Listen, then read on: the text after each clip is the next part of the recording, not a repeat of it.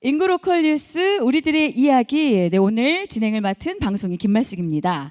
자, 강원특별자치도가 주최하고 인구보건복지협회 강원지회가 주관하는 인구 로컬 뉴스 우리들의 이야기. 강원특별자치도의 저출생과 그리고 청년 유출에 대해서 이야기를 나누어 보는 자리로 다양한 우리 청년분들과 함께 또 해결 방안을 모색하고자 하는 그런 자리입니다. 자, 그럼 첫 번째 순서로 강원특별자치도 여성가족연구원 허목화 우리 연구원님께서 강원 청년의 결혼과 출산 의식을 주제로 기조 강연을 진행해 주시겠습니다.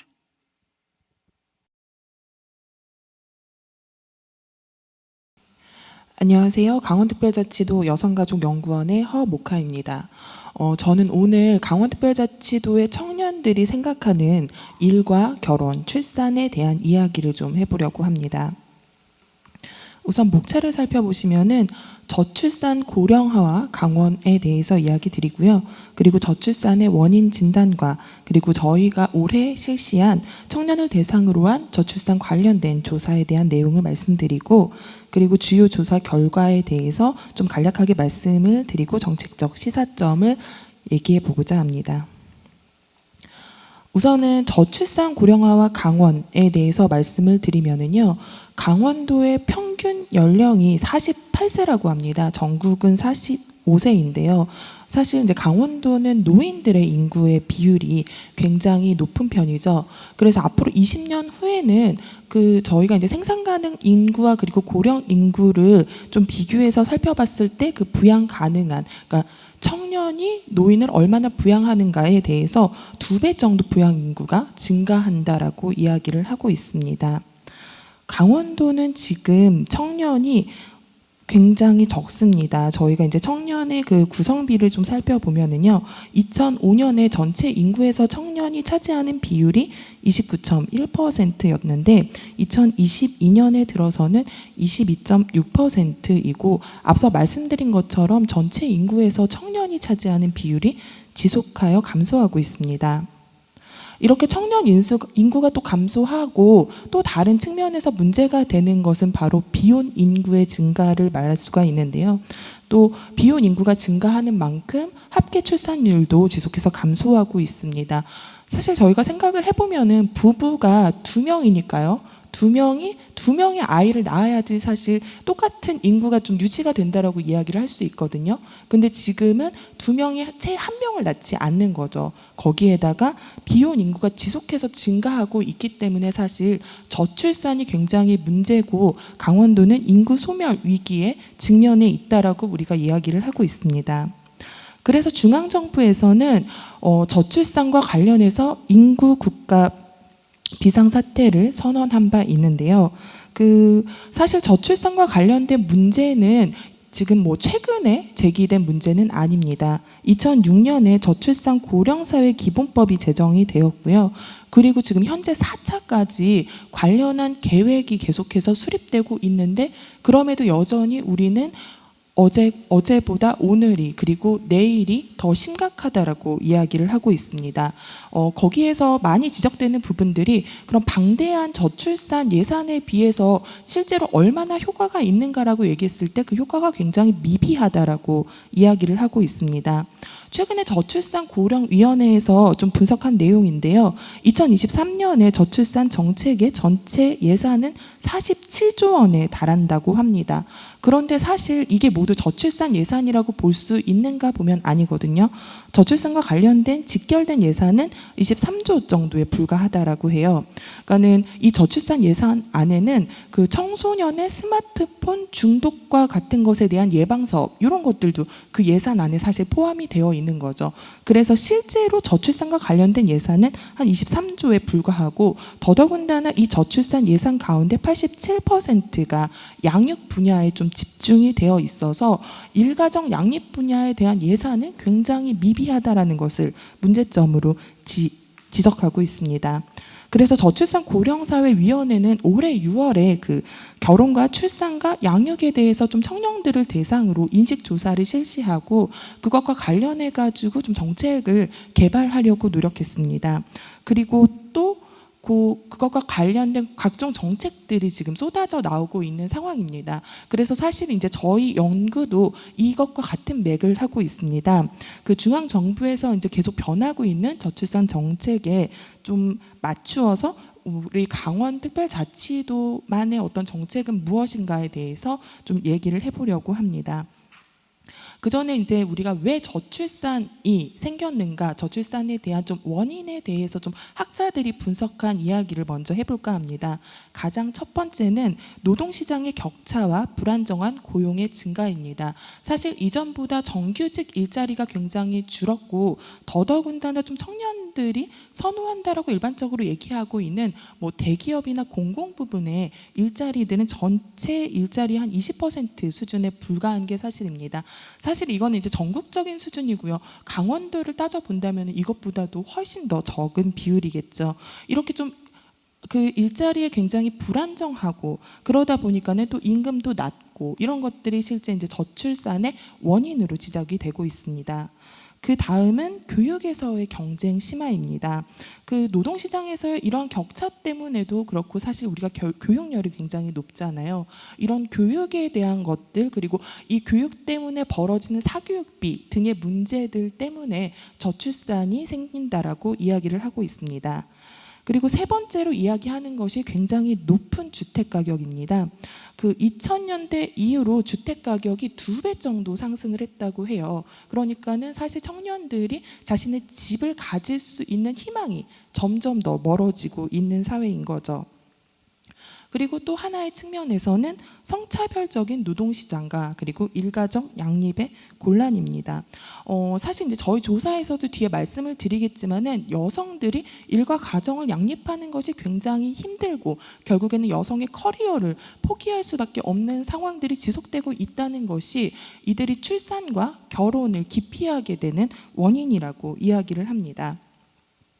그리고 마지막으로는 우리가 저출산이라고 지속해서 얘기를 하는데 계속해서 문제가 되고 있는 돌봄 공백이에요. 그러니까는 아니 애 없다고 애 낳으라면서 근데 어디다 맡겨 이런 문제들을 얘기를 하는 거죠. 어린이집이 없고 국공립 어린이집을 들어가는 것은 하늘의 별 따기이고 이런 상황에서 애를 낳으라고 뭐 이런 이야기들이 나오는 거죠. 이러한 돌봄 공백에 대한 문제가 제기가 되고 있습니다. 아까 앞서 말씀드린 것처럼 중앙정부 차원에서 저출산과 관련된 청년 조사를 실시를 했습니다. 그런데 왜 우리 강원도에서 따로 이 조사를 실시해야 되는지에 대해서 좀 간단하게 말씀을 드리면요. 이 표의 가장 마지막 줄을 좀 보시면 될 것 같아요. 사실 아시다시피 그 강원특별자치도의 인구 비중이 전국 인구 비중으로 따지면은 굉장히 적습니다. 그래서 전국에서 2,000명 가까이 조사를 했는데 여기에 포함된 강원도의 청년 수가 50명에 불과해요. 그러면 이 50명이 우리 강원도의 청년을 대변한다라고 이야기할 수 있느냐에 대해서 사실 문제 제기를 하고 있고 때문에 저희 연구원에서 올해 이제 강원도 청년을 대상으로 관련된 조사를 실시했습니다. 이렇게 그 중앙정부 차원의 조사들이 좀 부족하기 때문에 저희 연구원, 그러니까 강원도뿐만이 아니라 다른 지자체들에서도 관련 조사들이 좀 지속해서 이어져 오고 있습니다. 그래서 올해 실시한 조사에 대해서 좀 말씀을 드리면은요, 강원도에 거주하는 20세에서 39세 청년층을 대상으로 저희가 목표 표본을 총 1,200명을 목표로 했고요. 실제 조사에 참여한 인원은 1,388명입니다. 요 조사에 참여하신 분들이 이제 결혼과 출산 그리고 일에 대해서 어떤 생각을 가지고 있는지에 대해서 좀 구체적으로 말씀을 드리려고 합니다. 그리고 앞서서 제가 말씀드렸던 그런 저출산의 5가지 요인과 그런 강원 청년들의 생각은 어떤지에 대해서를 이야기 드리려고 합니다.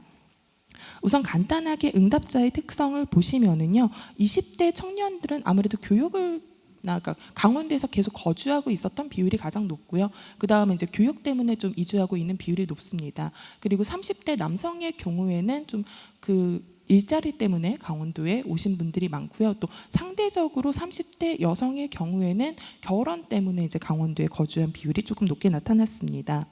그럼 우리 청년들이 결혼에 대해서 어떻게 생각하는지에 대해서 저희가 조사를 했는데요. 우선 보시면은 전국과 좀 비교했을 때 적극적인 긍정층은 조금 다소 낮지만은 그래도 지금은 아니지만 언젠가 결혼하고 싶다라고 생각을 하는 좀 긍정 비율은 전국보다 높아서 69.5%가 지금은 아니더라도 언젠가는 결혼을 하고 싶다 혹은 당장 결혼하고 싶다라고 답하고 있었습니다. 그런데 이제 좀 재밌는 점은 이 비율의 차이가 그 성별 그리고 연령별로 좀 굉장히 차이가 난다는 거예요. 특히 여성과 남성의 차이가 좀 두드러지는 것을 보실 수가 있는데요. 남성들 같은 경우에는 그래도 좀 긍정 비율이 뭐 20% 이상인데 반해서 여성들은 10% 정도로 남성과 여성의 인식 차이가 크다라는 것을 말씀드릴 수 있습니다. 그리고 이제 자녀가 필요하다라고 생각하는 비율에 대해서 조사를 했는데요. 평균적으로는 59.3%가 나의 인생에서 자녀가 필요하다라고 생각을 하는 것으로 조사가 됐습니다. 이것도 마찬가지로 성별 인식 차이를 좀 보실 수가 있는데요. 남성들은 모두 보시다시피 평균보다 높게 그래도 애가 있어야 돼라고 생각을 하는 반면에 여성들은 평균보다 낮게 애가 별로라고 이제 생각하는 비율이 높은 거죠. 그리고 이제 강원도 청년들의 경우에는 낳고 싶은 자녀 수를 물었을 때 일단은 그 기혼의 경우에는 한 18.8%가 낳고 싶지 않다라고 대답을 했고요. 그리고 44.2%가 그래도 2명 정도는 낳고 싶다라고 대답을 해서 이 부분은 좀 긍정적으로 볼 수가 있는데 그러면은 2명까지 낳고 싶은 이들이 왜 2명까지 낳지 못하는가? 우리가 아까 말씀드린 것처럼 합계 출산율이 1 미만이잖아요. 그래서 그 부분들에 대해서도 좀 뒤에서 얘기해 보려고 합니다. 그래서 출산 계획이 있는지를 물어봤을 때는 여전히 성별 차이가 크다라는 것을 확인할 수 있습니다. 아까 앞서서 그 저출산의 원인은 무엇인가에 대해서 가장 첫 번째로 이야기를 했던 것이 노동시장의 격차와 불안정 고용의 증가였습니다. 이것과 관련된 강원도의 조사를 좀 말씀을 드리겠습니다. 우리 청년들이 삶에서 가장 중요하다고 생각하는 것은 뭘까요? 뭐 연애일까요? 결혼일까요? 사실 저희 조사에서 보면은 가장 높은 비율을 차지하는 것은 내가 원하는 일자리, 그리고 두 번째가 높은 소득이나 뭐 많은 자산이 필요하다라고 생각하는 것으로 나타났습니다. 그리고 청년들이 일자리를 구할 때 혹은 그 이직을 할 때 가장 먼저 고민을 하는 것은 역시 임금입니다. 그 임금에 대해서 가장 많이 고민을 하는데 여기에서 좀 다소 차이를 보이는 게 30대 후반 여성이지요. 특히 기혼 여성의 경우에는 근로 시간에 대해서 조금 더 그 일자리를 구할 때 고민을 한다라는 부분은 사실은 육아와 관련된 부분이 될 수 있을 것 같습니다. 이 이야기는 조금 뒤에서 자세하게 말씀을 드리도록 하고요. 저희 조사에 참여하신 분들이 이제 어떤 일자리를 가지고 있는지에 대해서 봤을 때 그래도 상용직 근로자의 비율이 조금 높은 것으로 나타났습니다. 이런 직장 유형, 우리가 이제 그 아까 얘기한 공기업 그리고 뭐 공공 부분의 일자리가 굉장히 부족하다. 근데 대부분의 청년들은 이러한 일자리를 원한다라고 이제 이야기를 하는데요. 그럼 민간 부분의 일자리와 공공 부분의 일자리를 좀 차이 보고 거기에서 결혼 의향이 어떻게 좀 차이가 나는지를 살펴봤습니다. 보시면은 아시다시피 민간 기업에서 일하시는 분들이 그 공공기업에서 일하시는 분들보다 그리고 정부에서 일하시는 분들보다 결혼 의향이 없다라고 이야기한 비율이 높은 것을 아실 수가 있습니다. 출산 의향도 마찬가지인데요. 아무래도 그 민간 기업에서 일하시는 분들이 그런 공공 영역에서 일하시는 분들보다 출산에 대해서 부정적으로 생각하는 비율이 높았습니다. 일자리의 고용 안정성도 마찬가지죠. 일자리의 고용 안정성에 대해서 좀 만족한다라고 생각하시는 비율이 이제 결혼 의향이 높은 것을 아실 수가 있습니다. 고용 안정성에 대해서는 계속 반복되는 얘기처럼 들리겠지만은 그 고용 안정성에 긍정적으로 생각하시는 분들이 자녀에 대해서도 좀 긍정적으로 생각하시는 것으로 조사가 됐습니다. 그리고 이제 또 하나는 그 일자리의 일의 형태라고 볼 수가 있는데요. 굉장히 딱 틀에 맞춰져서 내가 절대로 장소를 이동할 수 없고 또 일하는 시간도 어느 정도 조정이 불가능한 그런 일자리와 그 다음에 이제 결혼 의향에 대해서 좀 비교해서 살펴봤는데요. 일하는 장소를 전혀 변화하기 힘들다. 그냥 딱 그 회사에서 요구하는 그대로 맞춰야만 한다라고 생각하시는 분들이 훨씬 더 그 결혼에 대해서 좀 부정적으로 생각하는 비율이 높았고요. 마찬가지로 시간이 굉장히 이제 딱 그 경직되어 있는 직장에서 근무하시는 분들이 그 결혼 의향에 대해서 부정적으로 응답했습니다. 마찬가지로 노동 시간에 대해서 만족하는 사람이 결혼에 대해서도 좀 긍정적으로 생각하는 것으로 나타났습니다. 이렇게 보면은 아무래도 그 민간 영역 일자리보다는 좀 공공 부분의 일자리, 그리고 좀 고용이 안정적이고 그리고 일하는 시간이라던가 뭐 근로 형태들에 따라서 조금 결혼 의향이나 출산 의향이 달라지는 것을 알 수 있습니다. 그럼 우리 청년들이 생각하는 좋은 일자리는 정말 뭘까요? 사실 강원도의 대기업이라고 할 수 있는 곳이 많지 않잖아요. 그렇다고 해서 대기업을 모두 유치하는 것만이 우리 강원도 청년을 위한 일인가라고 봤을 때 우리 청년들의 답은 일과 삶의 균형이 맞춰지는 곳을 나는 좋은 일자리라고 생각한다는 비율이 가장 높았습니다. 결국에는 급여보다는 사실 워라밸이 중요하다라고 이야기하는 거죠. 때문에 우리가 좀 고민해야 될 지점들은 그런 워라밸이 가능한 일자리를 강원도에서 만들기 위해서 어떻게 해야 되는가, 그런 지점들에 대한 고민이 필요하다라고 생각을 합니다. 그리고 이제 교육에서의 경쟁 심화 부분인데요. 제가 이제 만난 청년들의 인터뷰 내용입니다.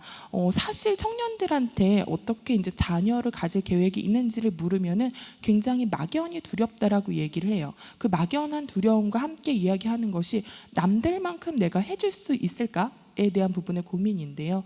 사실 그런 부분들의 고민을 생각을 하면은 청년들이 그런 경쟁적인 교육에서 그 굉장히 많이 드는 사교육비, 그런 것들을 과연 내가 감당할 수 있을까에 대한 고민들이 있다라고 볼 수 있을 것 같습니다. 그래서 실제로 자녀 출생 계획이 없거나 그 결정하지 못하는 이유의 가장 첫 번째가 막연히 어려울 것 같아서, 그리고 두 번째가 자녀의 양육 비용이 좀 부담된다라고 이야기를 하고 있습니다. 1, 2순위를 합쳐서 살펴봤을 때 가장 높은 것은 아무래도 양육 비용이었습니다.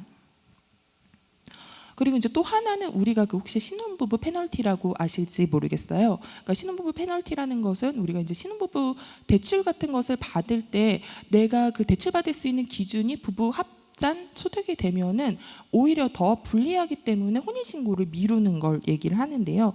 실제로 그 배우자가 있음에도 혼인신고를 하지 않는 이유에 가장 높은 비율이 신혼부부 페널티 때문이라고 답을 했고, 우리 청년의 16.3%가 이것 때문에 혼인신고를 미룬다라고 이야기를 해서 사실 정책이 좀 잘못된 방향이 결국에는 결혼에도 영향을 미칠 수 있다는 점을 아실 수가 있습니다. 그리고 결혼 의향이 있다라고 답을 했는데 결혼하지 않는 이유에 대해서 질문을 했을 때요, 가장 먼저는 아무래도 적당한 사람을 만나지 못하기 때문이겠죠. 그리고 그 다음이 돈이 필요하다, 그러니까 결혼 자금을 좀 모은 다음에 해야 된다라는 응답이 높게 나타났습니다.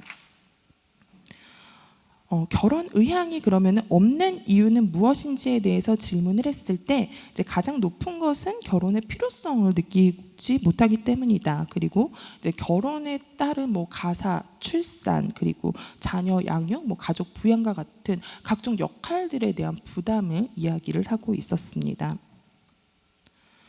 그러면은 좀 청년들이 결혼에 이런 부담들을 좀 덜게 해주려면 저희가 무엇을 해야 할까요? 뭐 물론 당연히 일가정 양립은 기본이 될 거고요. 주택 가격에 대해서 우리가 주택 지원에 대해서 좀 고민해야 된다고 생각을 합니다. 실제 저희 조사에서 만약에 주거 비용을 마련할 수 있다면 당신이 이제 결혼을 부정적으로 생각하던 것이 긍정적으로 변화할 수 있을까라는 질문을 봤을 때 굉장히 뭐 만족할 만한 일자리, 그리고 뭐 결혼 비용에 대한 지원, 뭐 다양한 영역에서 주거 비용이 굉장히 높게 나타났고요. 특히 전국 평균과 비교했을 때 13.8%포인트 높은 것을 보였습니다. 그래서 우리가 좀 주거 비용을 지원할 수 있다면은 좀 우리 청년들이 결혼에 대해서 생각을 하는데 좀 긍정적인 영향을 미칠 수 있다라는 것을 이번 조사를 통해서 알 수가 있었습니다. 그리고 앞서 말씀드린 그 저출산의 그 원인 중에 하나가 그 성차별적인 노동시장과 일가정 양립의 어려움입니다. 보시면은 아시겠지만은 최근에 이제 일자리를 그만둔 이후에서 아무래도 20대는 학업을 계속 하기 위해서 그만둔다는 비율이 높았는데, 여기서 조금 특별한 것이 그 30대 후반 여성의 경우에 육아나 가사 때문에 좀 일자리를 그만뒀다라는 비율이 높게 나타났습니다. 여전히 여성은 그러니까 일과 가정을 좀 병행하기가 힘들다라는 것을 여기서 알 수가 있습니다. 그래서 마찬가지로 특히 30대 후반 여성은 물론 이제 일자리를 선택할 때 임금을 중요하게 생각하지만 근로시간도 중요하게 생각한다는 것을 아실 수가 있습니다. 사실은 그래도 최근에는 남성들이 많이 육아에 참여하고 가사노동에 참여한다고 이야기하고 있어요. 그럼 실제로 어떤가라고 보았을 때 남성과 여성의 좀 인식 차이를 많이 볼 수가 있었는데요. 일상생활에서 돌봄을 누가 더 많이 담당하느냐에 대해서 기혼 여성과 남성에게 물었을 때 보면은 그래도 남성들은 이렇게 생각하는 거예요. 우린 똑같이 해요 라고 이야기를 하는데, 여성들은 아니야, 대부분 여자가 해 라고 답을 하는 거죠. 이러한 인식 차이를 저희 조사에서 확인할 수 있었습니다. 마찬가지로 가사 수행 담당자에서도 아니 우리는 똑같이 해 라고 남자는 이야기를 하지만 실제 여성들은 대부분 여성이 한다라고 이야기를 하는 거죠. 때문에 여성들이 앞서 얘기한 것처럼 특히 기혼 여성의 경우에는 좀 경제활동에 참여하는 비율이 점차 낮아지고 있고요. 그러면은 이제 기혼 여성들은 어떨까? 자녀가 출산한 이후에 앞으로 하고 싶은 일의 형태가 무엇인지에 대해서 질문을 했습니다.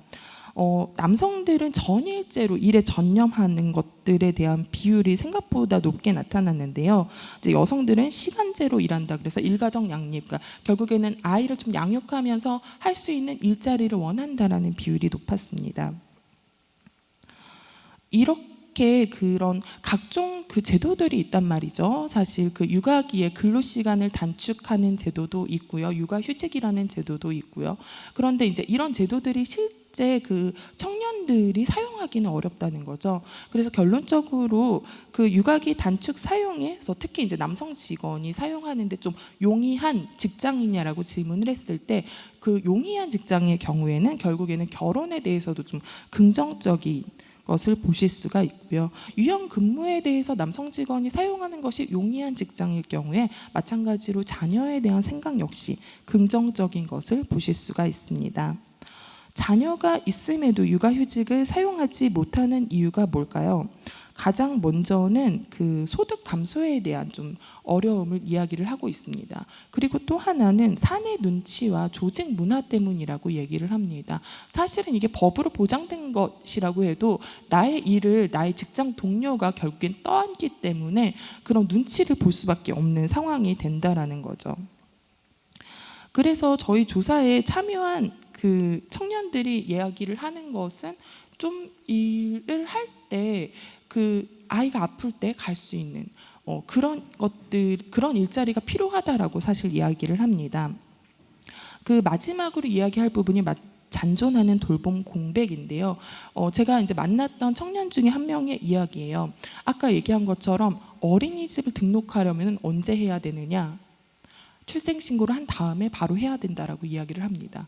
그래서 남편이 원래 이제 점심시간에 하려고 했는데 그 출생신고 점심시간에 일이 생긴 거예요. 그러니까 이제 부인이 막 이제 전화를 해서 화를 내면서 아니 지금 출생신고를 해야지 우리가 애를 어린이집에 등록할 수 있다. 그러니까 사실 이렇게 어린이집에는 여전히 들어가기가 힘들다. 그리고 6시 땡 정시 퇴근하는 직장만 있어도 좀 좋겠다. 사실 정시 퇴근하는 직장도 여전히 없다라고 이야기를 합니다.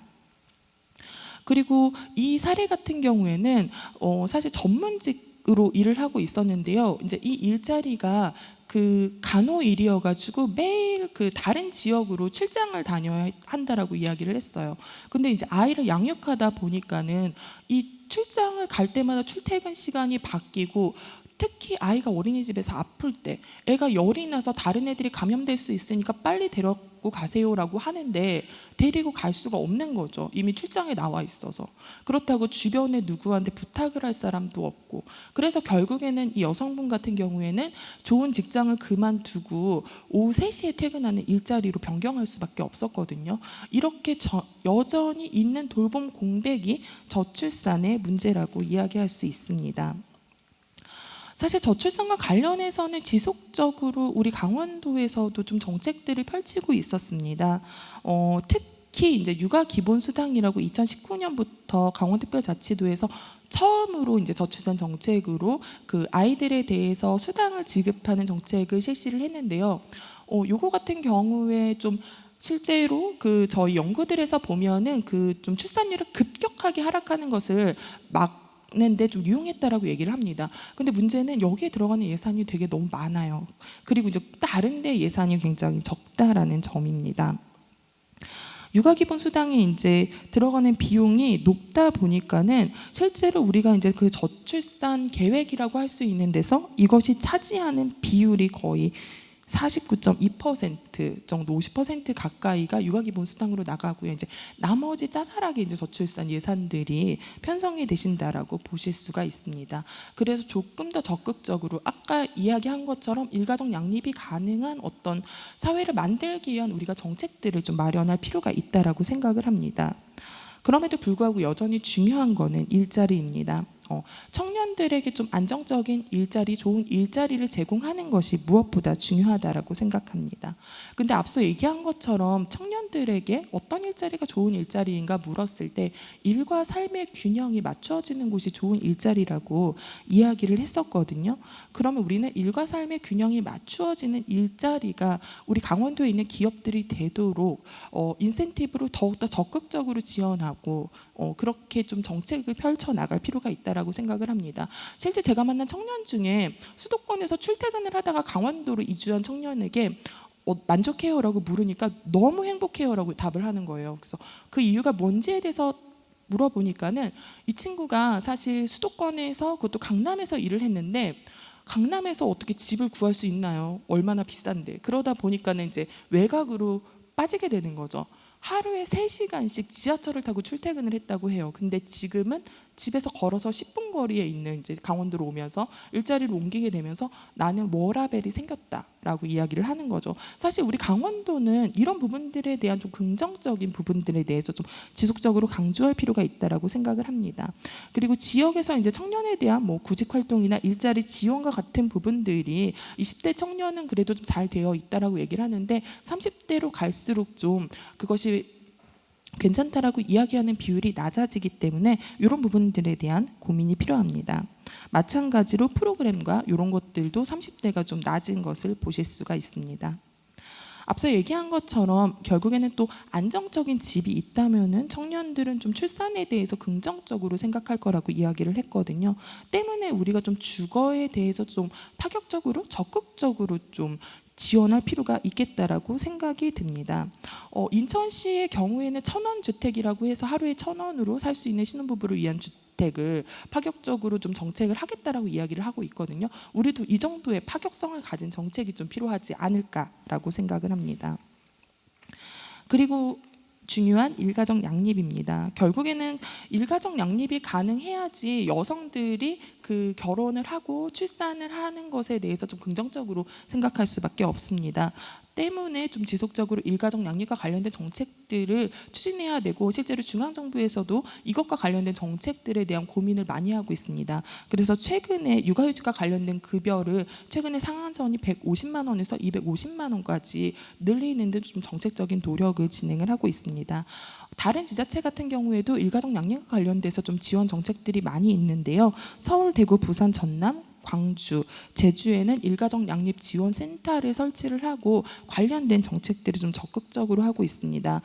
그래서 뭐 배우자 출산휴가 의무 사용제나 뭐 육아 시간 확대와 같은 좀 공무원을 대상으로 하는 적극적인 정책을 펼치고 있으면서 또 다른 측면에서 민간 기업들이 초등맘이 10시에 출근할 수 있도록 좀 기업에 지원을 해주는, 그래서 좀 아이들을 돌보는 것이 조금 더 수월하도록 일가족 양립이 가능할 수 있는 그런 정책들을 지원하고 있습니다.